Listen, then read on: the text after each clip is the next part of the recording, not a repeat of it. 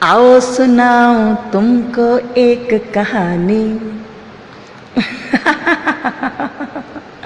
कहानी सुनानी है, गाना नहीं सुनाना। ज़्यादा अपने मन को मत दौड़ाओ, ठीक है।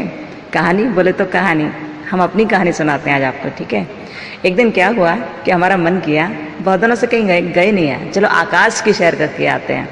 तभी हमने 25 जनवरी को फ्लाइट पकड़ी और हम उस पर्यटन में सवार होकर, उस फ्लाइट में सवार होकर पहुंच गए आकाश में। और जैसे हम वहाँ गए ना, तो हमने पता है क्या देखा वहाँ दलदल था, बड़ा सा दलदल। वहाँ बहुत बड़ा दलदल था। हम 2 फरवरी को जैसे ही वहाँ पहुँचे तो हमने दलदल देखा, और दलदल के आसपास वहाँ पर कुछ वैज्ञानिक खड़े हुए थे। जो वैज्ञानिक थे ना, तो हमने उनसे कहा कि एक बात बताओ, तुम 28 फरवरी के यहाँ पर आए हुए हो और क्या कर रहे हो यहाँ पर, पृथ्वी पर क्यों नहीं गए, यहाँ क्या कर रहे हो? तुम्हें कुछ पता है? वहाँ पर 20 गौरैया मर गई, 21 वनों में आग लग गई। जाओ ना, अब जाओ पृथ्वी पर और जाकर वो जो वन जल रहे हैं ना, जो 21 वन जल रहे हैं, तो जाकर आप उनमें जल डाल दो। 22 मार्च तक आप पहुँच जाओगे, उनमें जल डाल दो, जाओ।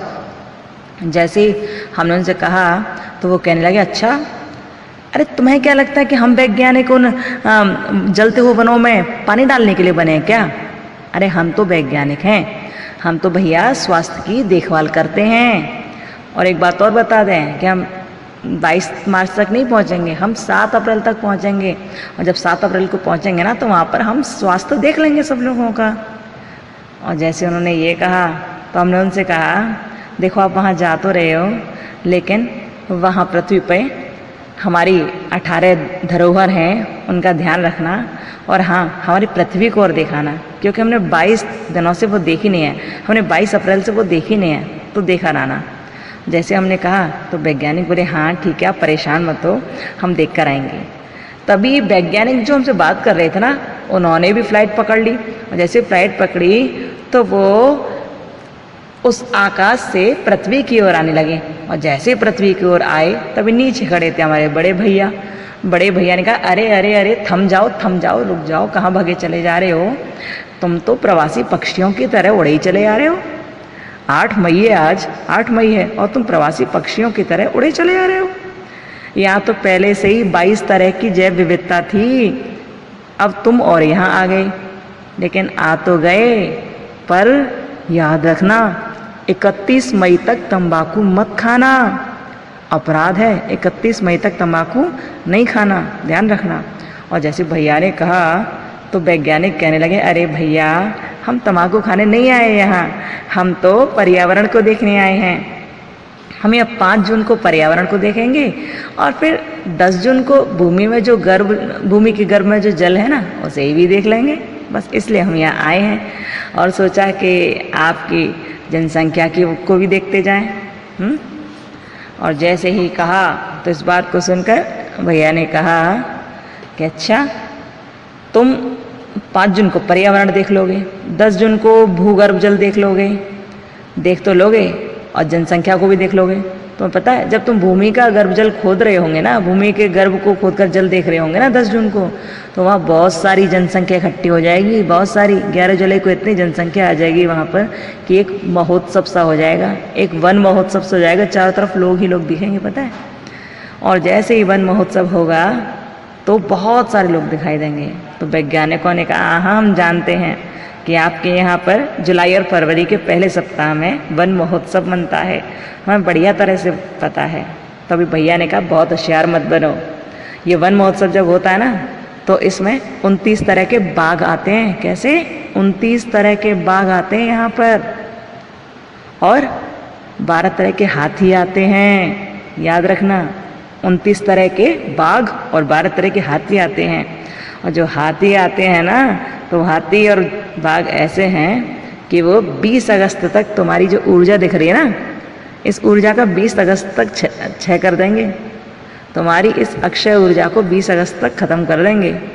और जैसे ही कहा तब वैज्ञानिक बोले, अरे हमारी ऊर्जा को ख़त्म करेंगे वो, ठीक है ख़त्म करने दो, लेकिन हम भी अपने ओजोन से कह देंगे कि वो 16 सितंबर को तैयार रहे और 18 तारीख तक आतंकवादियों के विरुद्ध एकजुट हो जाए।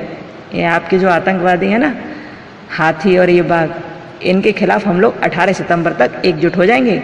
अपनी ओजोन को हम 16 सितंबर को बुलाएंगे और उससे कहेंगे कि आतंकवादियों के विरुद्ध 18 सितंबर तक खड़े हो जाए।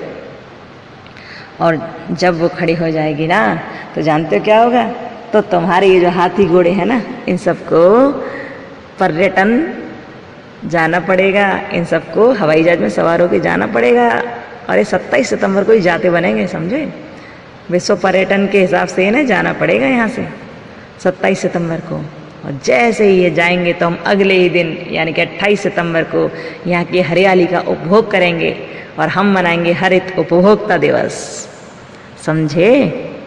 और जैसे ही ये कहा वैज्ञानिकों ने, तो भैया बोले अब ज़्यादा होशियारी हमें ना दिखाओ, समझे? तुमने तो सारी कहानी गढ़ दी, लेकिन तुमने तो कह दिया कि वो तो विश्व पर्यटन दिवस मनाने के लिए 27 तारीख को चले जाएंगे, यहाँ से सब चले जाएंगे हाथी घोड़े, और तुम उपभोक्ता दिवस मना लोगे 28 सितंबर को। पर एक बात ध्यान रखो, वो जाएंगे नहीं, वो यहाँ पर पूरा अपना सप्ताह मनाएंगे पूरा, समझे?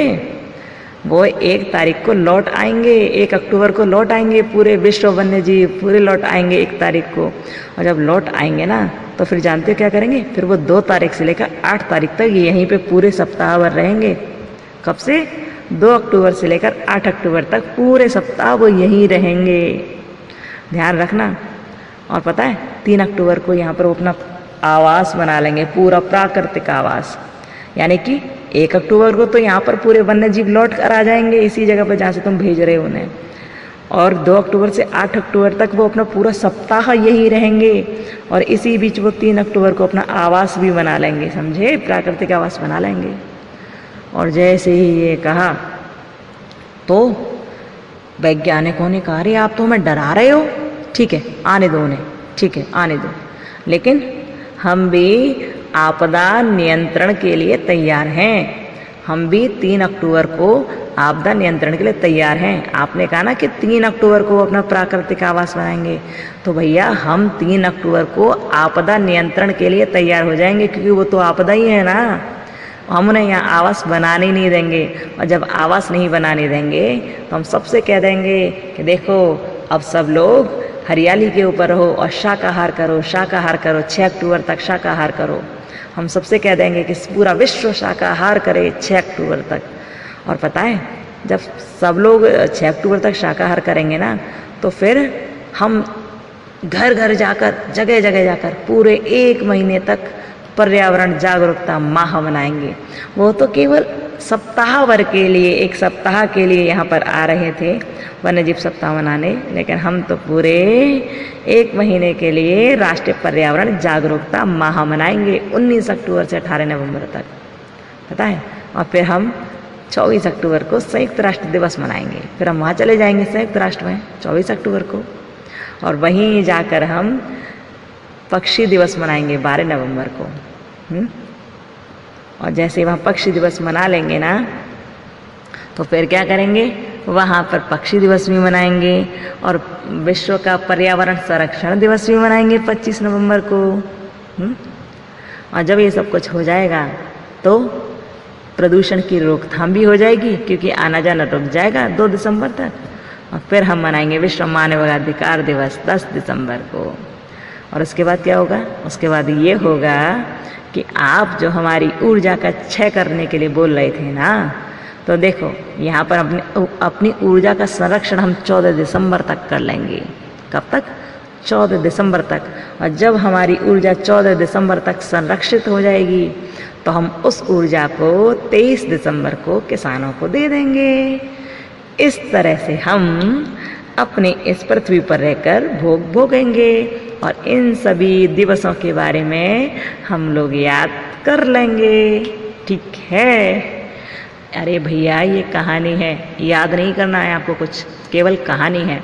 इसको सोते उठते बैठते जागते कभी 3 बार सुन लेना बस जहाँ पर हम थे ना वहाँ पर आप खुद को रख लेना, बस इतना करना, ठीक है? 3 बार सुनना कम से कम, बड़ा अच्छा लगेगा। कहानी है, याद करने के लिए नहीं दिया है, कहानी है, इतना ज़रूर है। एक बार याद होगी ना तो ज़िंदगी भर नहीं भूलोगे। ठीक है। और ये कहानी आपके हर पेपर में काम आएगी। ओके, खुश रहिए, मस्त रहिए, खुश होकर एकदम अपना हर चीज़ याद किया करो, हंस हंस के खुश होकर। ओके, जय श्री राधे कृष्णा, राम राम।